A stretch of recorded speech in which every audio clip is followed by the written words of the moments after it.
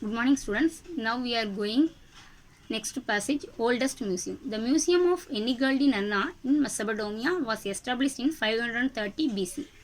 The princess Enigaldi was the daughter of Neo-Babylonian king Nabonidus. Okay, this is first oldest museum of Enigaldi Nanna in Mesopotamia. This museum established in 530 BC.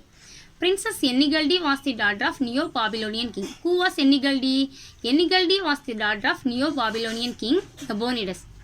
Capital in museum in Italy is Berga's oldest surveying museum. This is oldest surveys museum at present here. So this museum established in 1471. And third one, Ashmolean Museum at Oxford University is the oldest university. So this museum is the oldest university museum in the world. This museum established in 1677 AD. Okay, and oldest museum, three museum. First one Enigaldi Museum, second one Capitoline Museum, third one Ashmolean Museum. Okay, next one Herbert Spencer, 1820 to 1903 AD, biological evolutions. And next one Charles Darwin theory, concept of natural selection and survival of the fittest contributed of the scientific understanding human origins. And two theory concept, first one natural selection, second one survival of the fittest. Okay, Charles Darwin published two books. First one Origin of Species in 1859, second one The Descent of Man in 1871. Okay, Charles Darwin published two books, and the first one Origin of Species in 1859, second one The Descent of Man in 1871. Okay, and Darwin theory, first one natural selection, second one survival of the fittest. First one the process by, and this one organism that are better adapted to their environment.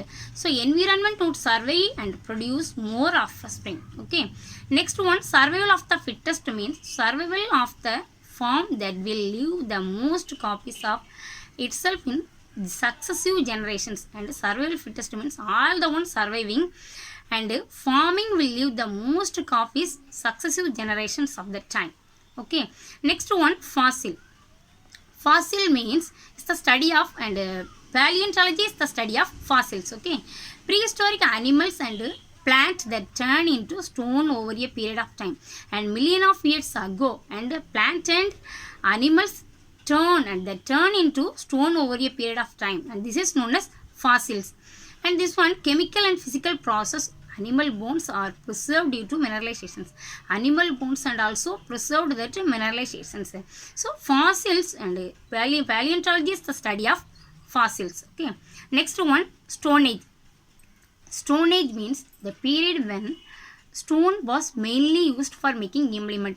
So and prehistoric people mainly used stones. Okay, so implement means stones, and tools means, and that period people's maximum used stones. Next one Bronze Age, the period when bronze metallurgy and extraction of metal from ores developed. So this period time maximum developed ores and bronze. Okay, next one Iron Age, the period when iron was smelted to produce implement. So this period people maximum used iron. So this iron was smelted produce implement.